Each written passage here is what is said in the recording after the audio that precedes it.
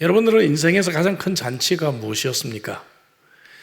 대부분 결혼식이 아마 제일 큰 잔치가 아닌가 생각을 해봅니다. 나를 위해서 몇백 명이 모이죠.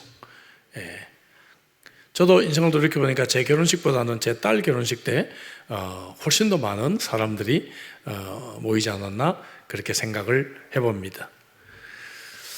혹은 또 생일 파티 때 또 가까운 사람들이 모여서 파티를 합니다.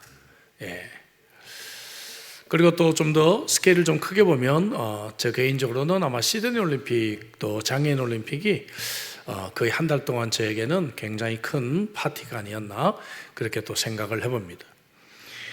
우리 각자가 어떤 잔치 같은 파티 같은 것들이 우리에게 있었으리라고 생각하죠. 저희 교회도 개청 예배 때가 생각이 나요. 처음 개청 예배를 드리던 1991년 8월 18일이었는데요. 35년이 이제 거의 됐습니다. 그때 스트라스필드에 있는 호주 장로교 이제 예배당에서 예배를 드리는데 한 150명 정도가 왔어요. 참 많이 오셨죠? 근데 이제 그 다음 주일날 예배를 드리는데 계속 설교를 하면서 문을 쳐다봤습니다. 왜 이렇게 사람들이 안 오지? 네, 예배가 끝날 때까지 더 안 오더라고요. 그래서 11명으로 그 다음 주부터 예배가 시작이 됐던 기억이 있습니다. 우리 교회도 잔치가 있습니다. 여러 잔치가 있지만 저는 1년 중에서 가장 큰 잔치는 새생명 축제가 아닌가 생각합니다. 물론 우리 교회 자체적으로 설립 기념주일날도 잔치를 벌이고요, 또 성탄음악제도 하고 하지만 그래도 하나님 보실 때는 새생명 축제를 가장 기쁘게 이끄시는 잔치가 아닐까 그렇게 생각해요. 자, 여러분들이 읽은 오늘 이 본문에도 잔치 이야기가 기록되어 있습니다. 배경은 바리새인이 예수님을 초청한 흔하지 않은 그런 상황이었고 그런 가운데 예수님을 가만히 엿보고 있었습니다. 이런 이상한 분위기에서 어떤 사람이 하나님 나라에서 떡을 먹는 자는 복이 있다 이렇게 말을 하자 예수님께서 이 잔치 비유를 말씀하신 것입니다. 우리 이 잔치 비유를 잘 알고 있습니다. 비유에서 잔치를 주최하는 주인은 하나님을 의미하는 것이고 하나님이 아들 예수의 주인이 되시는 천국 복음 잔치를 준비하신 것으로 말씀하고 계십니다. 그래서 이 잔치는 큰 기쁨의 잔치고 이 잔치에 초청을 한다고 하는 것은 복음으로 부름을 받는다는 것입니다. 우리는 종으로서 내 집을 채우라는 명령을 받은 자들이라고 생각이 됩니다. 하나님께서 이곳 라이더미어에 이렇게 아름다운 예배당을 세우시고 이 자리가 채워지기를 원하시는 것은 그것은 교회의 어떤 야심이 아니라 하나님 아버지의 마음이신 줄로 믿습니다. 오늘 17절에 보면 하나님 나라 잔치는 모든 것이 완벽하게 준비가 되었다. 모든 것이 준비가 되었다 이렇게 말씀하고 있습니다. 이번 주에 있을 새생명 축제는 단지 우리가 사람들을 그냥 교회에 데려오는 것이 아니라 우리는 그들에게 모든 것이 준비가 되어져 있는 하나님 나라의 잔치로 그들을 초청하고 있는 것입니다. 왜냐하면 이 잔치 안에 우리의 이웃들이, 우리의 가족들이 목말라 하는 것, 그들이 애타게 그리워하는 것, 그들이 찾고 싶고 그들이 이루고 싶은 모든 것들이 바로 이 잔치상에 있기 때문이라는 것을 우리는 알고 있습니다. 천국은 하나님의 이 공의로운 통치가 임하는 곳이고 또 완벽한 평화와 기쁨이 있는 곳이라는 것을 우리는 믿습니다. 그래서 이렇게 모든 것이 준비가 되어져 있는 천국의 잔치로 저와 여러분들의 가족이라든지 사랑하는 친구라든지 이웃이라든지 VIP를 우리가 이 잔치로 초청하는 것입니다. 오늘 본문과 비슷한 비유가 마태복음 22장에도 나오고 있어요. 예수님께서 십자가를 지시기 며칠 전에 하신 말씀인데 그 잔치에서는 심판이 강조되고 있습니다. 좀 신학적인 용어로 종말론적인 가르침이다 그렇게 말할 수가 있어요. 그러나 오늘 이 본문에서는 잔치를 준비한 주인의 마음이 어떠한가, 또 그리고 이 잔치를 섬기는 종의 책임이 무엇인가, 이 두 가지가 오늘 이 본문에서는 강조되고 있습니다. 이 두 가지를 우리가 좀 생각해 보려고 합니다. 첫째, 잔치를 준비한 주인의 마음입니다. 먼저 기쁨으로 참여하기를 기대하는 사랑의 마음이 있었다는 것을 우리가 알아야 합니다. 16절에 많은 사람을 청했다. 여러분, 우리가 결혼식을 하거나 자녀가 결혼식을 하면 막 최대한 아는 사람들에게 다 연락을 하잖아요. 너무 기쁜 소식이잖아요. 그렇죠? 예. 그냥 그 사람들이 기쁨으로 참여하기를 그냥 원하는 그러한 마음밖에는 없습니다. 그냥 그들과 함께하고 싶은 그러한 사랑의 마음이지요. 초청해 주었다는 사실에 감사와 기쁨으로 이 주인의 잔치에 참여하게 되었다는 것이죠. 그래서 주인의 기쁨이 나의 기쁨이 되고, 그리고 주인의 기쁨은 우리 모두의 기쁨이 되는 것입니다. 잔치는 혼자 하는 잔치는 있을 수가 없어요. 함께 모여서 즐겁게 하는 잔치입니다. 예수를 믿는 것도 천국 잔치에 초청을 받은 것이라고 한다면 나 혼자 구원받고 나 혼자 예배드리는 것이 가능하지 않습니다. 우리는 함께 모여 예배드리고 함께 찬송하고 함께 봉사하는 것이 즐겁습니다, 여러분. 아멘이시죠? 예. 한국 결혼식에 가보면 축의금만 내고요, 예, 밖에서 빙글빙글 돌면서 밥만 먹고 가는 경우들이 많이 있습니다. 이번에 제가 한국에서 점심 때 참여했던 우리 서울의 본교회 우리 후배 딸의 결혼식이, 저는 결혼식 구경도 못했습니다. 예. 왜냐하면 결혼식이 1시 반인데 시간이 식사가 1시부터 2시까지예요. 참 희한해요. 예. 그래서 1시에 식사하러 들어갔다가 그냥 이제 우리 같은 교회 출신들을 만나서 테이블에서 이야기하다 보니까 결혼식은 끝났더라고요. 예. 그런 분들 아마 많으니까 그런가 봐요. 결혼식은 보지도 못하고 그냥 축의금만 내고 그냥 밥만 먹고 오게 되었습니다. 여러분, 모든 사람들이 그냥 교회에 와서 감사하는 마음으로 하나님의 기쁨이 되고 나의 기쁨이 되어 하나님을 예배하기를 하나님은 원하고 계시는 줄로 믿습니다. 주인의 마음은 기쁨으로 참여했으면 하는 사랑의 마음이 있다는 것이죠. 두 번째, 오늘 본문에 보니까 초대를 거절함에 대한 분노의 마음이 있습니다. 당시 이제 잔치 문화를 우리가 이해할 필요가 있어요. 여러분, 당시에 이 팔레스타인의 문화를 보면 초청을 2번 합니다. 오래전에 이미 초청을 해서 승낙을 다 받아놓은 거예요. 알겠죠? 예. 그리고 잔치하는 날 이제 리마인더로 오늘 알고 계시죠? 하고 종들을 보내서 리마인드를 하는 것입니다. 근데 다 오겠다고 하고서는 그날 무슨 일이 생겼다고 전부 취소를 해버리는 거예요. 못 간다고. 이게 오늘 본문의 배경입니다. 생각해 보세요. 예? 여러분들이 이제 결혼식 한다고, 예? 참 식사 한 끼에 200불 하는 막 베뉴에다가 150명 예약을 해놨는데 한 명도 안 오고 전부 당일날 못 가요 하고 취소를 했다고 생각해 보세요. 얼마나 당황스럽고 얼마나 이게 황당한 일입니까? 이 문화를 우리가 이해할 필요가 있다는 얘기죠. 16절에서 많은 사람을 초청했다. 그리고 17절에 보니까 잔치할 시각에 그 청하였던 자들에게 종을 보내어 이르되 오소서, 모든 것이 준비되었다. 이제 이해되시죠? 예.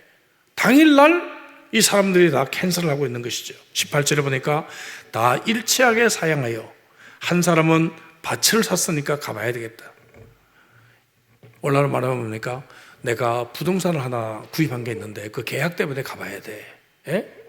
또 한 사람은 소 5개를 샀는데 시험해 봐야 되겠다. 무슨 얘기입니까?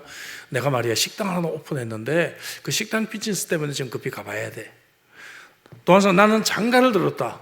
예. 여러분, 결혼했는데 봐줘야지 싶죠? 근데 이게 핑계예요. 그죠? 이미 뭡니까? 약속을 했고 이미 뭡니까? 이제 그날을 확인했습니다. 이런 핑계들을 대고 전부 자기중심적이다 하는 걸 보게 되죠. 이 당시 문화에서는 이렇게 주인의 초청을 거절하는 것은 굉장히 모욕적인 것이었습니다. 그러니까 한국 문화에서도 지금은 그렇지 않은데 얼마 전까지만 해도, 저희가 클 때만 해도 어른들이 이렇게 밥 좀 더 먹어 하고 이렇게 주는데 그 거절하면 굉장히 뭡니까? 주인에게, 어른에게 굉장히 모욕적인 그런 태도지 않았습니까? 무조건 먹어야 됐어요. 그렇죠? 예. 지금에 이제 사양할 수도 있고 이런 것들을 이해하지만 이 당시 문화에서는 이 주인의 초청을 거절하는 것은 선전포고, 나하고 한번 싸워볼래? 이 정도 됐다는. 그래서 21절에 보니까 이에 집 주인이 노하여 이렇게 말하고 있습니다. 여러분, 이 이야기를 통해서 제가 강조했지만 하나님은 감정이 있으신 분이고, 하나님은 우리 때문에 화가 나시고, 하나님은 우리 때문에 속상해하는 하나님의 마음을 우리가 읽게 된다 하는 것이죠. 한 영혼이 하나님이 준비한 이 천국의 복음잔치에 오지 않을 때 하나님은 슬퍼하시고, 하나님은 속상해하시고, 하나님은 화가 나시기도 한다는 마음을 우리는 읽게 됩니다. 그럼에도 불구하고 하나님은 포기하지 않습니다. 세 번째, 주인의 마음은 가능한 많은 사람들을 초대하기 원하는 것이 주인의 마음입니다. 16절에 보니까 이미 주인은 많은 사람을 초청했는데, 디모데전서 2장 4절에도 하나님은 모든 사람이 구원받으며 진리를 아는 데 이르시기를 원하신다라고 말씀하고 있는 것이죠. 한 사람이라도 더 많은 사람들이, 아니 모든 사람들이 진리를 알고 구원받기를 원하는 것이 하나님의 마음이라는 것입니다. 그래서 이번 새생명 축제 때 우리는 토요일 저녁까지 한 명이라도 더 우리는 정말 초청할 수 있도록 애를 써야 되는 것입니다. 항상 전도를 실천했던 법 그레이라고 하는 박사님의 이야기입니다. 간증인데요. 어느 날 아침에 기도합니다. 하나님, 제가 오늘 한 영혼에게라도 복음을 전하고 하나님께 초청할 수 있도록 도와주세요. 아침에 출근길에 차를 몰고 가는데 고속도로에서 어떤 사람이 손을 흔들면서 차를 태워달라고 요청을 하고 있습니다. 성령께서 그의 마음을 움직여서 갓길에 차를 세워 이 사람을 픽업하게 되었습니다. 어디로 가십니까? 물었더니 이분이 시내로 갑니다. 답을 하는 거예요. 그래서 그레이 박사가 지금 당신의 오늘의 데스티네이션을 묻는 것이 아니라 당신이 죽을 때 데스티네이션이 어디라고 생각합니까?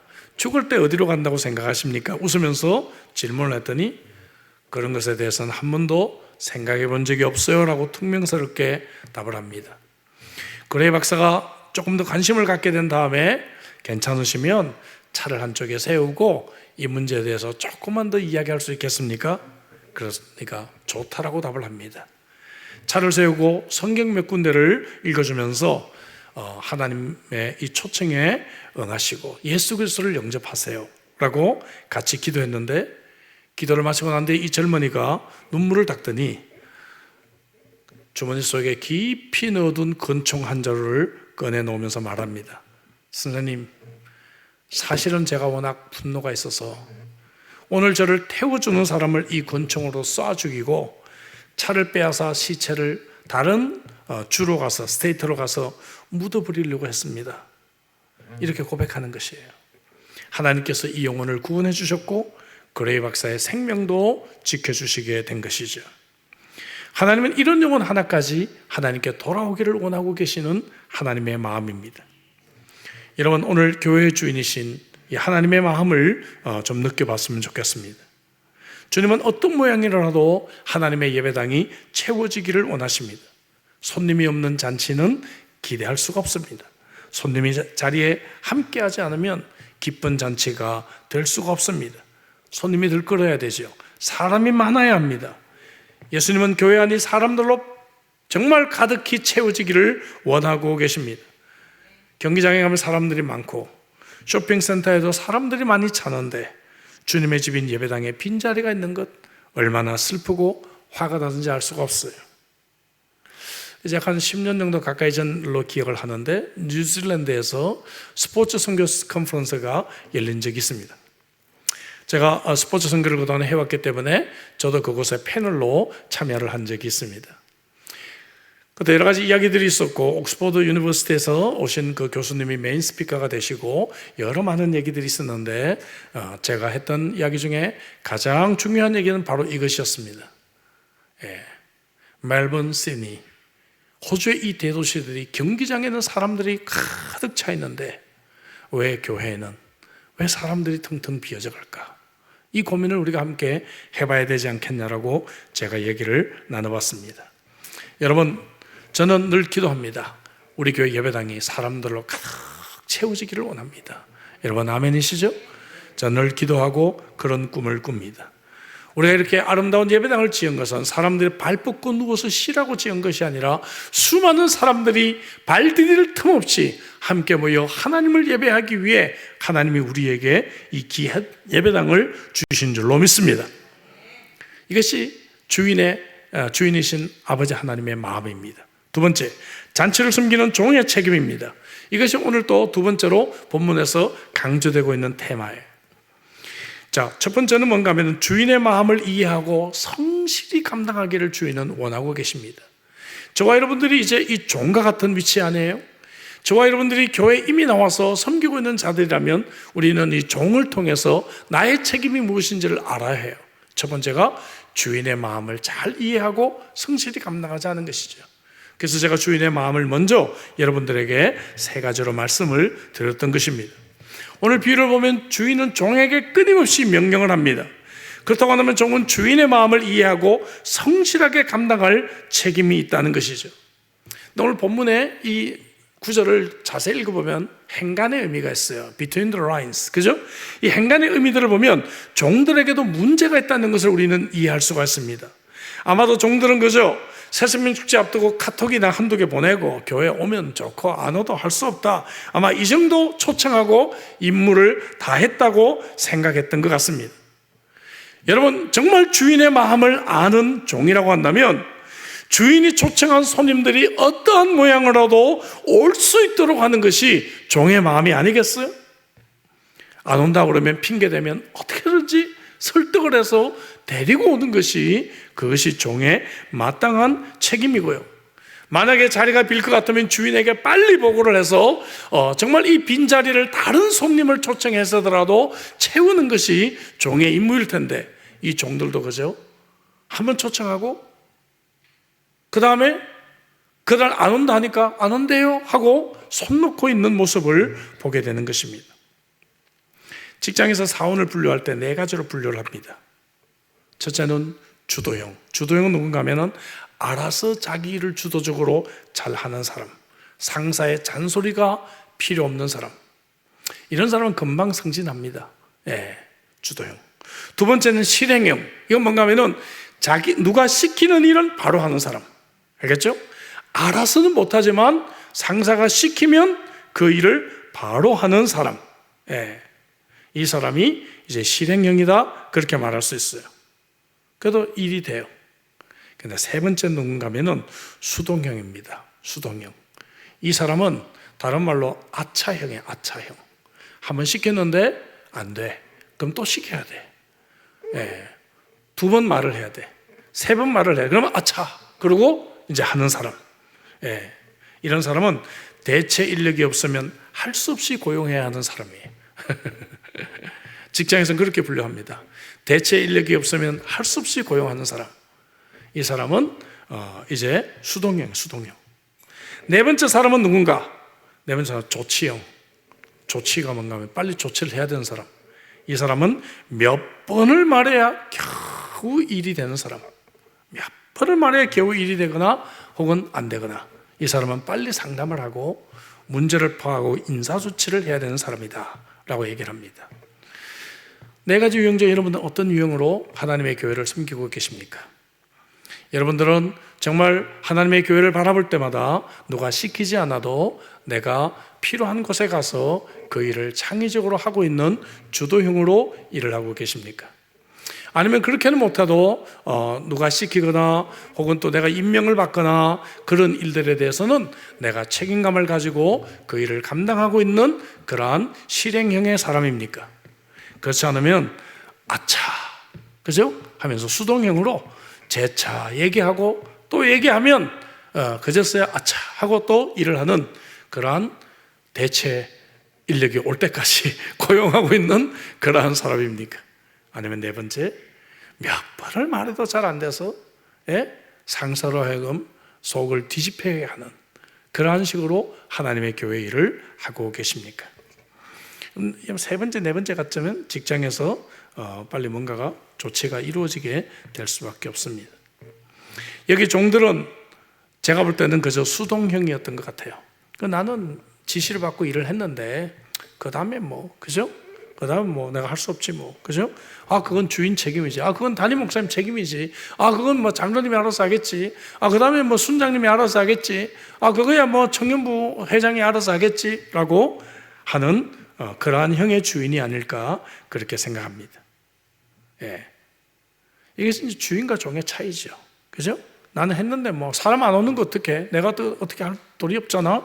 이렇게 생각하고 손 놓고 있었던 것 같아요. 근데 주인의 마음은 어때요? 주인의 마음은 야, 길가 가서라도 데려와. 이게 주인의 마음 아니에요. 그렇죠? 강제로라도 데려와. 이런 주인의 정신을 정말 종이 알았다고 한다면 이렇게는 일을 못하죠. 이렇게는 일을 못하죠. 예. 이 종들이 남의 일처럼 그냥 카톡 한번 보내고 전화 한번 하고 바빠서 다음에 갈게 그러면 그래 그냥 다음에 와 할 수 없지 뭐 이렇게 해서 손님을 데리고 오지 못했던 것 같아요. 21절 앞부분에 그래서 주인이 노를 했다라고 말하고 있습니다. 주인이 화를 내고 있는 거예요. 그렇죠? 예. 누구를 향해서요? 물론 오지 않은 사람들 때문에 화가 났죠. 근데 이 주인의 이 헤어드라이기를 맡고 있는 사람은 누구예요? 종들이에요, 종들. 야, 너희들 뭐 하는 거야? 빨리 가서 데려와. 주인의 이 고함 소리를 듣고 있는 것은 바로 종들이다 하는 것을 알아야 합니다. 예? 너희들이 그렇게 쉽게 그냥 포기하면 돼? 그러고도 너희들이 월급을 받고 있어? 그러면서 주인이 지금 종들을 호통을 치고 있지 않았나 그렇게 생각합니다. 빨리 시내로 가서 골목으로 가서 사람을 데려오란 말이야. 예. 종들은 그제서야 정신이 번쩍 들어서 아차! 그러고 이제 주인의 명대로 길거리 가서 사람을 데려왔어요. 이때는 잘했어요. 왜냐하면 아직도 자리가 비었나이다. 이거 보고를 하잖아요. 그죠? 예. 이거 보니까 이때는 종들이 정신을 차렸어요. 예. 아, 이게 지금 빈자리가 있으면 주인이 여전히 화를 내겠구나. 이제서야 주인의 마음을 이해하게 됐다는 것입니다. 전도 폭발을 만드신 제임스 케네디 목사님의 설교 중에 이런 내용이 나와요. 반짝반짝 구두를 닦고 훈장을 달고 멋진 군복을 다리에 입고 길거리를 활기차게 걸어간다고 해서 좋은 군인은 아닙니다. 결정적인 순간에 생명을 내걸고 앞으로 전진하는 그러한 군인이 좋은 군인입니다. 나라를 위해 싸우는 것이 바로 그러한 군인 정신이 아닙니까? 이렇게 말씀하시면서 우리가 교회에서 뭐 직분을 맡았다, 혹은 교회에서 내가 뭐 헌금을 많이 했다, 혹은 교회에서 내가 어떤 일을 했다, 이것을 자랑할 것이 아니라 하나님 앞에 충성을 다하고 결정적인 순간에 목숨을 바쳐서라도 이 종의 사명을 다하는 사람, 이런 사람이 하나님께 충성된 종이다. 그렇게 설교를 이어가셨는데 제가 굉장히 감동을 받은 적이 있습니다. 자, 두 번째 우리 종들의 책임은 뭔가 하면은 포기하지 말고, 특별히 누구에게? 마음이 열려있는 사람들을 초청하는 것이 우리의 책임이라는 것을 알게 됩니다. 여러분, 우리는 누구나 다 전도해야 되지만 아무리 노력해도 잘 안 되는 사람들이 있단 말이죠. 알겠죠? 이런 사람은 좀 시간이 좀 더 필요할지 몰라요. 이 사람에게 쏟는 열정을 절반만 쏟아도 교회에 올 수 있는 사람들이 있다고 말이죠. 마음이 먼저 열려있는 사람들에게 집중하자. 우리가 고구마 전도란 말을 썼는데 이게 뭔가 하면은 생고구마도 한 번에 잘 안 익는다는 거예요. 이 젓가락으로 이렇게 찔러보잖아요. 고구마 익었는지. 그죠? 예, 찔러보면 빨리 익는다고 말이죠. 예. 저희 집에서 스테이크를 구울 때, 제가 이 스테이크는 굽습니다. 그럼 어떻게 하냐면 칼을 갖고 이렇게 착착착착, 그죠? 하면은 빨리 스테이크가 구워져요. 마찬가지로 한 번에 이 고구마가 안 익으니까 찔러본다 이거죠. 한두 번 초청으로 끝내는 것이 아니라 여러 번 초청을 하게 된다 이거죠. 본문에서도 계속 초청하고 있는 모습을 포기하지 않습니다. 16절, 17절, 21절, 23절 계속해서 오라 계속 초청을 하고 있어요. 성경에 오라라고 하는 단어가 1900번 나오고 있습니다. 전도를 하다 보면 사람들이 쉽게 오지 않아요.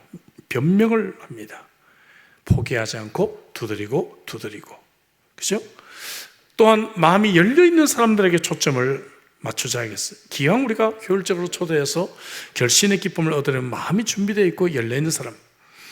자, 이 초청의 대상이 바뀝니다. 21절 하반절에 보니까 빨리 시내의 거리와 골목으로 나가서 누구요? 가난한 자들과 불편한 자들과 맹인들과 저는 자들, 장애인들, 이런 사람을 데려오자 이거예요. 그렇죠? 예, 여행객이라든지. 왜냐하면 이런 사람은 지금 복음에 쉽게 초청할 수 있도록 겸손한 사람들이에요. 내가 좀 뭔가 부족하기 때문에 더 마음이 열려있는 사람들이다 하는 것이죠. 전도를 하다 보면요, 참 전도하기 어려운 것이 이 사업에 성공한 사람들, 이런 사람은 전도하기가 너무 어려워요. 예. 이런 분들 마음이 굉장히 교만해져 있습니다. 뭐 다 그런 거 아니에요? 오해하지 마세요. 예. 그러나 그런 분들이 많다 이 말이죠. 제가 초창기 때 개척교회 때 목회를 하다 보면 이제 유학생들 부모님들이 오시는데 이 아주 사업에 성공한 분들이 많이 계셨습니다. 그 당시에. 예. 이분들이 항상 오시면 교회 맨 뒷자리에 앉으시는데 딱 이렇게 하고 앉으세요. 이렇게 하고 앉으시고 발을 딱 꼬시고 약간 기대고 이렇게 하고 설교를 듣고 계십니다. 그 예배 끝나면 꼭 저한테 점수를 매깁니다. 설교 점수를 매깁니다. 예. 그리고 목사님, 젊은 목사님 목회 잘하시는데 내가 볼 때는 이런 건 이렇게 해야 됩니다 라고 이야기를 꼭 해주시고 하는 걸 보게 됩니다. 그나마 예수를 믿는 분들은 그렇죠. 예수를 안 믿는 분들은 자기 의가 너무 강해요. 그러다 보니까 복음이 들어갈 이 찬스가 너무 힘들다 하는 것을 보게 됩니다. 같은 이치로 건강한 사람보다는 병든 사람들, 그죠? 자녀가 성공한 사람보다는 자녀가 실패한 사람들, 여러 가지로 어려움 속에 있는 사람들, 지금 영주권 문제로 하나님께 매달리는 사람들, 이런 사람들에게 우리가 정말로 더 다가가야 되지 않나 그렇게 생각합니다. 상처가 있는 사람들, 어떤 문제가 있는 사람들. 제가 30여 년 전에 전독폭발 임상훈련을 받을 때입니다. 이제 임상훈련 끝날 때쯤에 실제적으로 이제 현장 실습을 갑니다. 현장 실습을 가는데 우리 팀은 병원으로 갔어요. 병원으로 가서 병원에 이제 있는 환자들 이 전독폭발 복음 제시를 해서 영접하도록 그렇게 우리가 처음 실습을 하게 됐습니다. 이제 제가 이게 두리번 하다 보니까 한 50대 후반 정도 된 어떤 아저씨가 병실에 혼자 있는 것이 보였습니다. 저 사람이다 해가지고 이제 그 사람에게 가서 좀 대화도 좀 나눠드리고 하니까 너무 호의적이에요. 예, 너무 호의적이에요. 그래서 이 사람이다 하고는 이제 복음 제시 준비한 걸 가지고 그들의 일반 생활, 그들의 교회 생활 생각하면서 이제 막 전도폭발 복음 제시를 쫙 했어요. 너무 이 말씀을 잘 이해하시고 말씀을 잘 받으시더라고요. 예? 야, 이게 전도폭발 it works. 이게 되는구나 이거 되는구나 이거. 그래서 이제 막 성령 충만해가지고 이제 자신만만하게 이 영생의 선물을 받기를 원하십니까?가 아니라 원하시겠죠? 라고 됐어요 제가. 그랬더니 아니요 그러는 거예요. 아니요 그러는 거예요. 아니 이게 뭐지 이게 잘 나가다가 이게 갑자기 뭐지? 깜짝 놀랐습니다. 그랬더니 이분이 하신 얘기가 젊은 양반, 그때 30대였으니까 젊은 양반, 내가 젊은 양반 이야기를 내가 한 40분 들어줬으니까 내 얘기도 한 40분 들어줘 그러는 거예요. 그때부터 이분의 반격이 시작되는데요, 결론부터 말씀드리면 이분이 누군가 하면 운명 철학관을 운영하신 스님이세요. 성경을 얼마나 잘 아시는지, 막 성경을 가지고 이제 막 저한테 막 얘기를 하시는 거예요.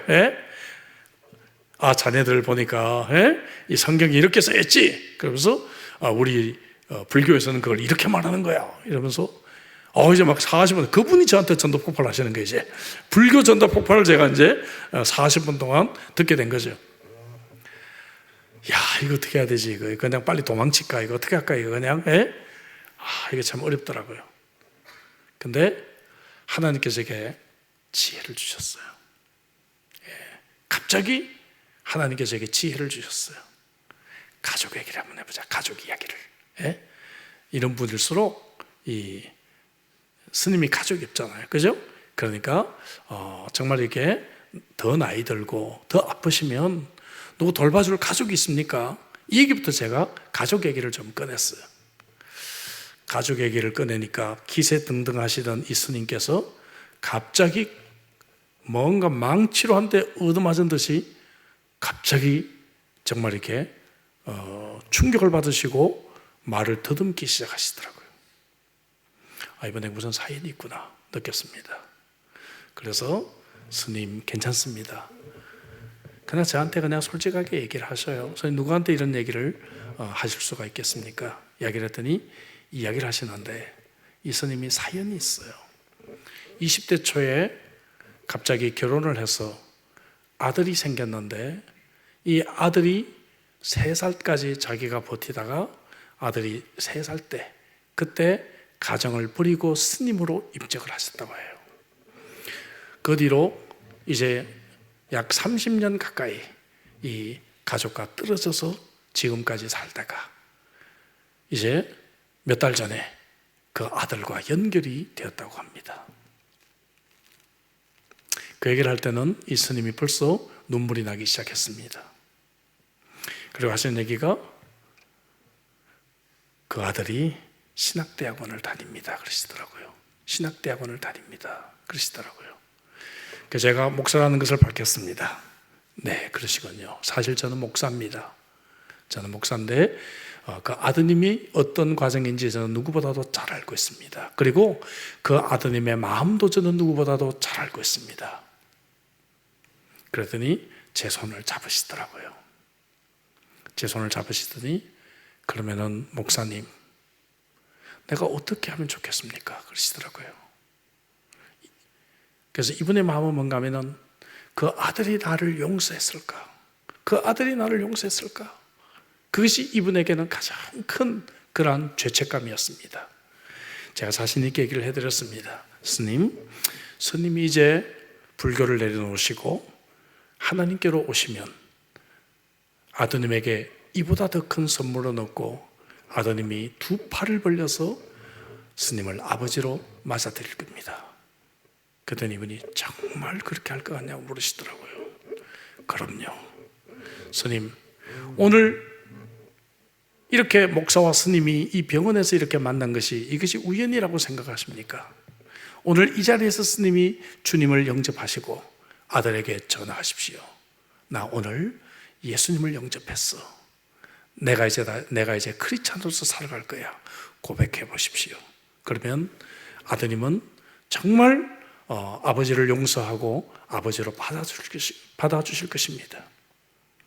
이분이 펑펑 울기 시작했습니다. 그분의 손을 붙잡아 드리고 저도 눈물로 기도해 드렸어요. 이분이 묻지도 않았는데 제가 그 선물 받겠습니다. 제가 그 선물 받겠습니다.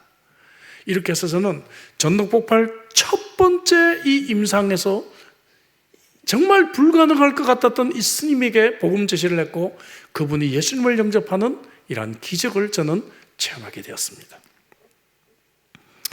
여러분, 이분에게는 자신이 3살 때 버린 그 아들에 대한 그런 죄책감이 그의 마음속에 평생을 지배하고 있었겠죠. 여러분, 누구나 사람들은 그러한 아픔이 있습니다. 누구나 사람들은 인생의 문제를 가지고 있어요. 어떤 사람은 육체적인 질병이 있을 수가 있고 어떤 분들은 가족의 문제가 있을 수가 있고 자녀와의 관계에 아픔이 있을 수가 있고 이러한 인생의 문제들을 우리가 이해하고 그 문제들을 받아주고 그런 사람들에게 내가 해답이 아니라 예수 그리스도가 해답이라는 사실을 우리가 말해줄 수 있다면 그러면 그 사람들은 주님을 영접할 수 있을 것입니다. 사랑하는 성도 여러분, 마음이 열려있는 사람들이 있어요. 우리 눈에 보이지 않아서 그렇죠. 눈을 들어서 우리가 그런 사람들을 찾을 수 있기를 주의 이름으로 축복합니다. 마지막 3번째, 힘과 방법을 다해서 강건해서 일을 해야 됩니다. 종이라고 하는 것은 우린 종이에요. 종이 이렇게 일을 해야죠. 이렇게 일을 안 하면 종이라고 할 수가 없죠. 그렇지 않습니까? 저도 정말 목사로서 하나님 앞에서 힘과 방법을 다해서 일하기를 원해요. 물론 제가 육신이 약하고 저도 사람인지라 게으름이 제 속에서 나타날 때가 있어요. 하지만 그럴 때마다 제 자신을 쳐서 복종하려고 애를 씁니다. 23절에 주인이 종들에게 뭐라고 얘기합니까? 길과 산울로 나가서 사람들을 강건하여 데려다가 내 집을 채우라. 얼마나 강력한 이 동사들이 이어지고 있는지 알 수가 없어요. 강건해서 강제 이야기 같죠. 이 말은 아난카소라고는 헬라어입니다. 기어코 설득해라가 말이에요. 기어코 설득을 해라. 예. 여러분, 판매원들, 영업직 판매원들이 이런 일을 잘하잖아요. 그렇지 않습니까? 예. 말더듬이가 미국에서 최고의 세일즈맨이 된 사람이 있습니다. 이 사람의 전략이 뭐였는가 하면은 어디 아파트 같은 데 문을 두드리면 일단 발을 하나를 이제 문 안에 걸쳐 놓는 것이라 그랬어요. 문을 빨리 못 닫게. 그리고는 말을 더듬다 보니까 시간이 오래 걸리잖아요. 그죠? 예, 말 더듬는 사람을 문을 탁 닫고 외면하기가 쉽지 않으니까 말 더듬이 오히려 자기 판매에 도움이 되었다. 예, 그런 이야기도 제가 읽어본 적이 있어요. 기어코 어떻게든지 설득을 하자는 거죠. 우리 교회 시설 좋아, 아름다운 예배당이야. 아무리 얘기를 해도 사람들은 오기를 거절해요. 나 같으면 갈 텐데 왜 안 오지? 거절합니다. 왜 그런가 하면 우리는 알잖아요. 예? 이것이 단지 사람의 어떤 취향의 문제가 아니라 하나님을 믿지 않는 사람이라고 한다면 그 사람의 마음속에 강력한 다른 영이 그 사람을 지배하고 있기 때문에, 여러분. 그렇죠? 그러면 우리가 다른 영이 지배하는 그 사람을 하나님의 영으로 데리고 오는 것은 이건 영적인 전쟁이에요. 전쟁. 쉽게 놓치겠어요? 안 놓치려고 하죠. 성경은 우는 사자처럼, 그죠? 이 사람을 데리고 있다라고 말하고 있습니다. 그래서 하나님이 강권해서라도 데려와라 이거예요. 강권해서라도. 이런 열정으로 하자는 것이죠. 오래전에 호주 목사님들이랑 어떤 컨퍼런스를 할 때 토론을 한 적이 있어요. 전도에 대해서 토론이 나왔습니다. 토론의 주제가 이런 거였어요. 그래서 이제 제가 이런 얘기했어요. 호주 교회는 왜 한국 교회처럼 좀 더 열심히 전도하지 않는가? 예? 그러니까 이제 결론이 뻔하더라고요. 호주 사람들은 이 프라이버시 이런 걸 존중하다 보니까, 사람들의 의견 이런 걸 존중하다 보니까 그저 한번 소개해보고 한번 집에 가서 한번 읽어보세요 하고 끝난단 말이죠. 근데 우리는 막 이 사람을 붙들고, 그죠? 이 사람이 지칠 때까지, 그죠? 진돗개 정신 있죠? 진돗개 아시죠? 물면 안 녹습니다. 그죠? 진돗개 정신으로 우리는 복음을 전하잖아요. 예. 어떤 분이 진짜 진돗개 전도라는 책도 만들어냈어요. 예. 책도 있습니다. 진돗개 전도라고. 물면 안 녹는다 하는 마음으로 우리는 복음을 전하잖아요. 이게 이웃에게 너무 패 끼치는 거 아닌가, 그렇게 얘기를 하더라고요. 그래서 제가 그때 호주에 부시파이어가 한참 있을 때였거든요. 그 얘기를 했습니다. 자, 부시파이어로 지금 파이어파이터들이 못 가도록 지금 이렇게 라인을 치고 지키고 있는데, 어떤 아주머니가 집에 중요한 거 두고 왔다고 들어가려고 하면 들어가게 하는 프라이버시, 오케이, that's your business, 오케이, go in. 그렇게 허락을 할 것인가, 아니면 안 돼요, 못 들어갑니다 라고 할 것인가, 한번 얘기해보자 그랬더니 얘기를 못 하더라고요. 그죠? 정말 우리가 복음을 전하는 일이 이 사람에게 생명이 달린 일이다. 예? 그 사람들의 앞길을 막고, 여러분 그쪽으로 가시면 안 됩니다, 돌아와야 됩니다, 그래야 당신이 삽니다, 구원을 받습니다, 이렇게 우리가 말해야 되지 않겠냐는 거죠. 그랬더니 제 얘기로 결론이 끝나고 말았습니다. 이것이 기독교 메시지예요. 하나님께 오라는 것이죠. 여러분, 정말 우리가 이웃을 사랑하면 한두 번 그저 카톡 보내고 그냥 안 오면 할 수 없지라고 끝낼 수가 있을까요? 정말 그들이 구원받아야 되는데, 그들이 정말 이 천국잔치에 와야 되는데, 그런 간절한 마음이 우리들에게 있어야 되겠죠. 본문은 다시 잔치를 준비한 주인의 마음으로 돌아옵니다. 처음 주인의 마음이 나왔어요. 그러나 종들의 책임이 나왔어요. 다시 이제 주인의 마음으로 하는, 주인이 애절한 마음이 있다는 것을 우리들에게 보여주고 있다는 것이죠. 주인의 애절한 마음으로 오늘 이야기가 끝나고 있어요. 21절, 어서 빨리 데려오라, 내 집을 채워라, 강권해라. 호소죠. 주인의 그 애달픈 마음, 그죠?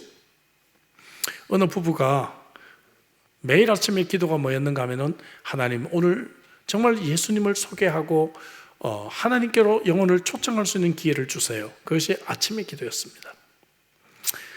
그래서 부부가 서로 직장에서 출근하고 하루 종일 일하다가 퇴근 때 어느 식당에서 같이 식사를 하기로 하고 식당에서 만났습니다.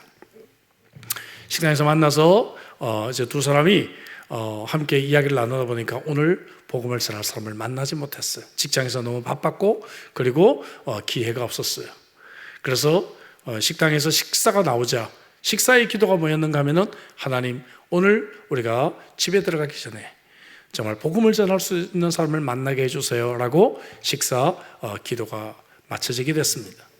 식사를 한참 하고 있는데 옆 테이블에 어떤 자매가 한 명 오더니 혼자서 혼밥을 하고 있습니다. 혼자 밥 먹는 혼밥이라 하잖아요, 그죠?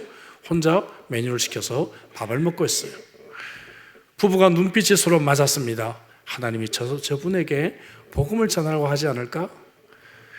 그랬더니 아내가 남편에게 말합니다. 여보, 우리가 나갈 때 저분의 목까지 우리가 식사비를 같이 계산하고 메모를 남기자. 그것이 우리가 할 수 있는 일 같아. 그래서 이제 먼저 식사를 마치고 나가면서 저쪽 테이블에 식사하고 있는 자매 식사비까지 지불을 하고 메모를 하나 남겼습니다. 메모의 내용은 이렇습니다. 혼자 힘든 마음으로 식사하시는 모습을 보았습니다. 저희는 무슨 이유인지 알 수 없으나 하나님은 여전히 자매님을 사랑하십니다. 짧은 메모를 남겼습니다. 그리고 얼마 후에 이 부부가 그 식당을 다시 방문했을 때 식당 주인이 이 부부를 알아보고 그때 그 자매가 전해달라고 하는 편지를 주었습니다. 편지 내용은 이렇습니다.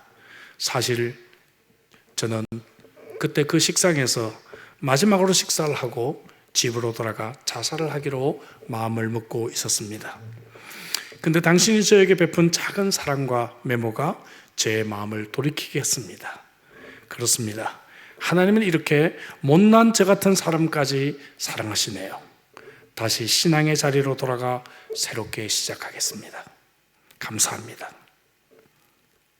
여러분, 오늘 우리는 무심코 우리들의 이웃들을 그냥 보고 지나가지 않을까요? 그래서 유명한 도널드 그레이 반 하우스 목사님은 오늘날 기독교인들이 자폐증에 걸렸다 이런 표현을 썼습니다. 자폐증 환자, 의사소통을 잘하지 않고 다른 사람에게는 관심이 없습니다. 나를 잘 표현하지도 않습니다. 함께 예배드리는 옆 사람의 이름이 뭔지도 몇 년이 지나도 그냥 모르고 알려고 하지도 않습니다. 전도하라고 그렇게 설교를 하고 하나님이 말씀하셔도 전도는 그냥 무감각입니다. 교회 오면 천지가 할 일인데 하나도 눈에 들어오지도 않습니다. 오로지 나밖에 모르는 것이죠. 화장실에 휴지가 떨어졌으면 이거 뭐야 이거? 휴지도 안 갖다 놔 이 교회는? 이런 생각을 할 뿐이다가 말이죠. 오직 나밖에 모르는 자폐증 환자로 신앙인들이 살아가고 있다는 것입니다. 여러분, 다시 말씀드립니다. 오늘 본문의 이야기는 저와 여러분들은 하나님의 종들인 줄로 믿습니다. 여러분, 이런 종들, 자폐증에 걸린 종들, 아무 쓸모가 없는 종들이에요. 우리의 남은 신앙생활을 여러분께서 한번 결단해 보시길 바랍니다. 주님의 마음을 오늘 한번 느껴보시기 바랍니다. 하나님의 마음이 어떤지. 이렇게 빈자리가 많은데 나 홀로 편하게 예배를 정말 드릴 수 있겠냐고 하나님은 묻고 계시는 것입니다. 내 집을 채우라고 하는 하나님의 안타까운 말씀이 우리의 가슴에 우리가 깊이 받아들여져야 될 줄로 믿습니다. 이번 새생명 축제를 통해서 정말로 이 아버지 하나님의 마음대로 수많은 영혼들이 이곳에 와서 함께 예배드리고 금년 가기 전에 우리가 이 예배당이 꽉 차서 정말 저쪽에 문을 하나 열고 우리가 2부 예배를 드려야 되는 그날이 올 수 있기를 주의 이름으로 축복합니다. 함께 우리 기도하죠. 주신 말씀 가지고 우리 한번 기도했으면 좋겠습니다. 그렇습니다, 여러분. 오늘 주신 말씀 가지고 우리는 아버지 하나님의 마음이 어떤지를 생각해 봤어요. 그 아버지 하나님의 마음을 회복하게 해달라고 우리 한번 간절하게 기도하고요. 우리는 정말 이런 설교를 몇 번 듣고 아차 하고 그저 조금 책임을 감당해 보려고 하는 그런 수동형, 조치형 그런 종들이 아니라 정말 주도형, 실행형의 종들이 되어서 아버지 하나님의 마음을 기쁘시게 하는 그러한 종들로 살아갈 수 있기를 위해 주신 말씀 가지고 기도하고요. 새지명 축제 하나님께서 귀한 영혼들을 많이 보내주시고 복음을 듣고 주님을 영접하는 은혜가 있기를 위해 간절하게 이 시간에 한번 기도하겠습니다. 기도하시겠습니다. 아버지 하나님 감사합니다. 오늘 우리에게 주신 말씀을 붙들고 주 앞에 나가기를 원합니다. 주님 아버지 하나님